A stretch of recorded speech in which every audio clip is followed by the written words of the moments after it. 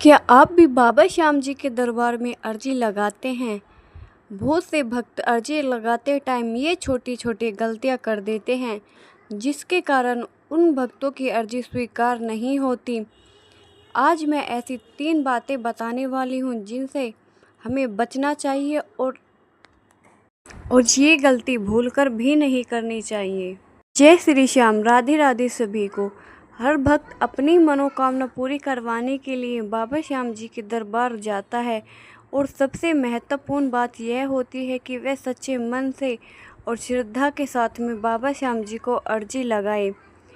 जब हम बाबा श्याम जी के दरबार अर्जी लगाने जाते हैं तो हमारे मन में बहुत से सवाल होते हैं। बाबा को अर्जी कैसे लगाएं, अर्जी लगाते समय क्या बोलें, अर्जी लगाने के बाद हमें अर्जी कहाँ रखनी है, कहाँ बांधनी है। तो आज आपको ये सब बातें मैं इसी वीडियो में बताने वाली हूँ। देखिए, जब भी हम बाबा श्याम जी को अर्जी लगाते हैं, अर्जी कई प्रकार की होती है। आप किसी भी प्रकार की जब बाबा को अर्जी लगाते हो, सबसे पहले तो आपके मन में सच्चे भाव होने चाहिए, श्रद्धा और बाबा के प्रति विश्वास होना चाहिए, एक प्यार होना चाहिए। और अर्जी लगाते टाइम आपको बिल्कुल भी इधर उधर के बारे में कुछ भी नहीं सोचना है, सिर्फ आपको अपनी अर्जी के बारे में सोचना है। जिस टाइम आप अपनी बाबा श्याम जी के दरबार में अर्जी लगाओगे, उस टाइम बस आपको ये सोचना है कि मैं बाबा के दरबार में बाबा के सामने खड़ा होकर अर्जी लगा रहा हूँ। या कोई बहन अर्जी लगाती है तो वो बहन भी इस बात का ध्यान रखे, जब हम अर्जी बाबा के दरबार में लगाते हैं तो उस टाइम हमें आंख बंद नहीं करनी होती। अगर किसी भी प्रकार की आप अर्जी लगाते हो बाबा के दरबार में, तो जो ग्रिल होती हैं वहाँ आप बांध सकते हो उन अर्जी को।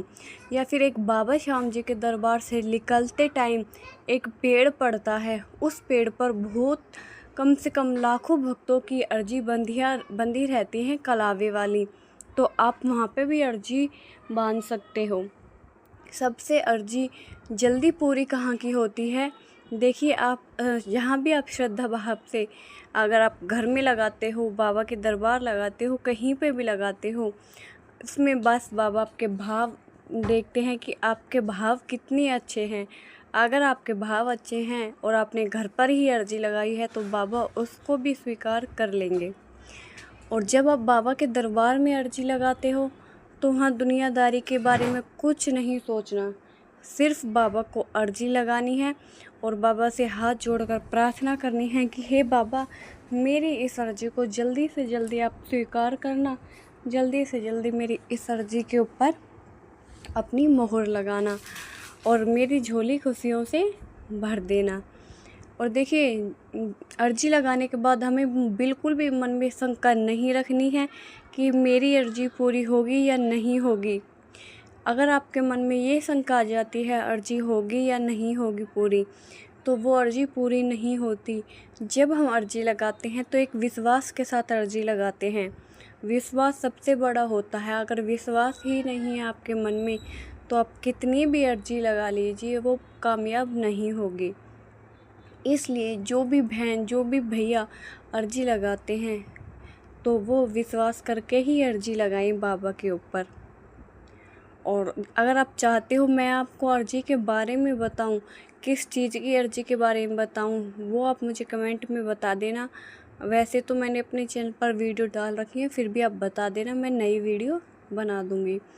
पढ़ाई के बारे में, शादी विवाह के बारे में, नौकरी के बारे में, सरकारी नौकरी के बारे में, मकान के बारे में, जो भी अगर आप चाहते हो। संतान प्राप्ति का एक बहुत ही अच्छा बाबा श्याम जी का उपाय है, आप उसको भी कर सकते हो।